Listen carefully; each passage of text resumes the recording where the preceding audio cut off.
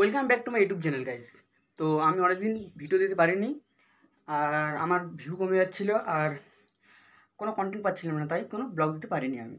তো আজ হঠাৎ আমি ব্লগ দিচ্ছি, সেটা কারণ হচ্ছে রাকাব জঙ্গলে নাকি অর্জুনজোড়া রাকাব জঙ্গলে নাকি ভূত বেরিয়েছে। সেই ভূতের সন্ধানে আজ আমি যাবো। তো আমি যেতে পারছি না, কারণ আমার বাইক সেরকম ঠিক নেই, বাইক সারাতে দিয়েছি আমি।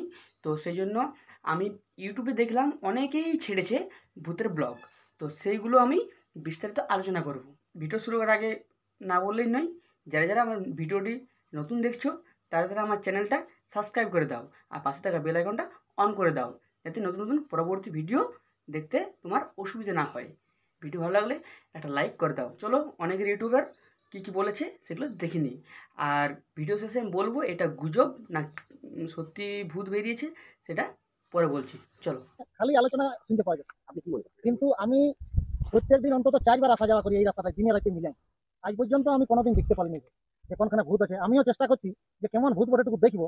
গতকালকেই আমি রাতে আসি, আমি অনেকক্ষণ ছিলি এখানে 12:30 পর্যন্ত, যে যদি ভূত দেখতে পাই, কিন্তু না, ভূতের আর কোনো দেখা পাইতে পারি না। কি মনে হয়? আমার মনে হচ্ছে তো ভূত তো নাই এখানে। এইরকম হয়তো মানুষের একটা আতঙ্ক সৃষ্টি হয়ে গেছে এই জায়গাটা পাইরালেই, তার হয়তো একটা ডর লাগছে। হয়তো আতঙ্কটা এইভাবেই মানুষের ছড়িয়ে দিচ্ছে গল্প বলি বলি, কেন যে এইখানে ভূত আছে, এইখানে আমাকে ধরিয়েছিল, আমাকে নুচিয়ে দিল। এবার তাদের কি লাভ হচ্ছে না হচ্ছে সেটা তাদের ব্যাপারটা। আমি তো বুঝতে পারছি যে এখানে ভূত নাই, আমরাও তো দেখতে পাচ্ছি। এটা সমস্যা অনেক আছে।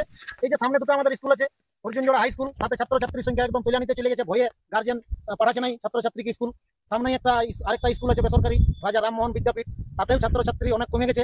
এবং যারা আছে তারাও আতঙ্কে আছে যে ভূত যদি এসে যায়, তাদের মনে এরকম বিশ্বাস হয়তো ঢুকে যাচ্ছে। আর বাচ্চার মনে এই জিনিসটা ঢুকে গেলে তাদের লেখাপড়ায় অনেক ডিস্টার্ব হচ্ছে।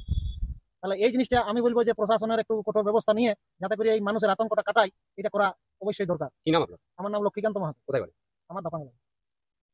চলে এসেছে রাকাব জঙ্গলের মাঝখানে, যেখানে ভূতের ভয় মানে আচানক একটা অদৃশ্য মানে যেটা ছিল, সেই ব্যাপারটাকে নিয়ে আমরা এই দাদার সঙ্গে গল্প করবো। দাদা পেয়েছি, দাদা গ্রামটা কোথায়? আমার গ্রাম আছে বালিগাড়াতে। বালিগাড়াতে। আচ্ছা, এখানে যে একটা মানে ভূতের আতঙ্ক চলছে, সেই আতঙ্কটার বিষয়ে কিছু জানা আছে? শুনছি আজ প্রায় 10 দিন তো হতে চললো, যে এমনি এটা নিয়ে পার হলে নুচে দিচ্ছে কিছু, যে যা পাচ্ছে বলছে। আমি তো প্রায় দিনটায় 5 থেকে 6 বার এনি টাইম পার হয়। রাত্রিতেও পার হয়, দুপুরেও পার হয়, সকালেও পার হয়, সন্ধ্যাতেও পার হয়। আজও পর্যন্ত আমার নজরে কিছু পড়ে নাই। আচ্ছা, গ্রামবাসীরা এই বিষয়টাকে রটাচ্ছে, রটাবার পর আজ থেকে 4-5 দিন হয়ে গেল, তারপর থেকে কি আসা যাওয়া করছেন? হ্যাঁ, আমার প্রতিদিন মানে এখন কন্টিনিউ চলছে? কন্টিনিউ কোনো অসুবিধা নেই। কিন্তু যে ওই কোন গ্রামের বললো ওকে নাকি লুচি ছিল শুনলাম, এইখানেই সামনে অর্জুনজোড়াতে। আচ্ছা। সেটা কি কারণে হয়তো বটে, হয়তো তার ভয়ে একটা কিছু হতে পারে। হ্যাঁ, এমন আমার তো বিশ্বাস সেটা যে কোনো অশুভ শক্তি, সেরকম তো মনে হয় নাই। আচ্ছা, এরকম অশুভ শক্তি যেগুলো আমাদের মানে অদৃশ্য চোখে দেখা যায় না, সেই জিনিসগুলোকে কি বিশ্বাস করা হয়? না না, আমি এগুলো কোনোদিন বিশ্বাস করি না। সায়েন্সের যুগে এই সকল জিনিসগুলোকে কেউ বিশ্বাস করবেন নাই, ঠিক আছে? আমরা হয়তো মানি, ঠিক আছে, ওই সকল জিনিসগুলো আছে আছে, কিন্তু এই সকল জিনিস কোনোদিন কাউকে কিছু আক্রমণ করতে পারবে না।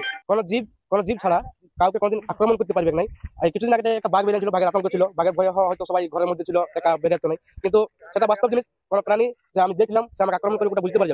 কিন্তু এই জিনিসটা যেটা, সেটা কোনোদিন কাউকে আক্রমণ করতে পারবে না, এটা সবাই বিশ্বাস করে। এটা তো বটে। হ্যাঁ, কিন্তু এখন এই যে বলছিল যে সামনে স্কুল আছে, তো স্কুলের বাচ্চা আসছে কিনা? স্কুলে বাচ্চা একদম কমে গেছে। প্রায় এই রুটে যতলাই আসে মোটামুটি 9 মতো নেই, কুচিতে 2-4টা আসছে, সেটা অন্য রুট রাস্তা ধরে আসছে ঘুরপাক দিয়ে। হ্যাঁ, এই যে গার্জেনরা হয়তো একটু হচ্ছে এই, আর এটা গুজবটা এমন ছড়াচ্ছে, তো বাচ্চাদের সবচেয়ে বেশি ক্ষতি। বাচ্চাদের ক্ষতি সবচেয়ে বেশি। বড়দেরও হচ্ছে, যারা হয়তো সেরকম জায়গা থেকে আসছে তারা হয়তো ভয় খাই যাচ্ছে, হয়তো ভয় খাই গিয়ার চেঞ্জ করা করতে যায়, পড়েও যেতে পারে। যেটা ঘটনাটা ঘটেছিল কি এই এরিয়াটার মধ্যেই? আমরা জানাচ্ছি এটা ম্যানেজ। আমরা গ্রামবাসীর সঙ্গে এখন কথা বললাম, সেরকম কিছু ব্যাপার নাই। অনেক লোকে যাতায়াত করছে রাস্তা দিয়ে, কিন্তু অনেক লোক আছে মানে বাইরে থেকে যাতায়াত করছে, তারা কিন্তু যাতায়াত করছে, গ্রামের লোক বেশি যাতায়াত করে নাই। একটা গুজব ছড়িয়েছে, এখানে অনেক মিডিয়া বা অনেক লোক এসে উপস্থিত হয়েছে। আর এই সাইডে যেটা দেখছেন, যেটা নিয়ে আতঙ্ক ছিল, এই সাইডে একটু আগে যায় করে ওখানে একটা 17 বছর ছিল সুসাইড করেছিল। তো মানে অনেক লোক বলতে চাইছিল যে ওই ছেলেটার আত্মাটা মানে ঘুরে বেড়াচ্ছে, ও যাকে তাকে আক্রমণ করছে, কিন্তু এরকম কিছু ব্যাপার নাই। অনেক দেখছি আমরা সুসাইড করেছে, কিন্তু অনেক সুসাইড করলেও তাদের মানে সেরকম কিছু আমরা দেখতে পাই নাই যে অনেক জায়গায় সুসাইড করে, কিন্তু সেগুলো আমরা দেখতে পাইনি যে ওই গ্রামের একটা লোক সুসাইড করেছে। তেঁতুল গাছটা আছে, এই তেঁতুল গাছটার মধ্যে নাকি ভূত ছিল। এটা হচ্ছে সেই প্লেসটা যেখান থেকে ভূতটা বেরিয়েছিল, সেইখানে আমরা পৌঁছে গেছি। বন্ধুরা,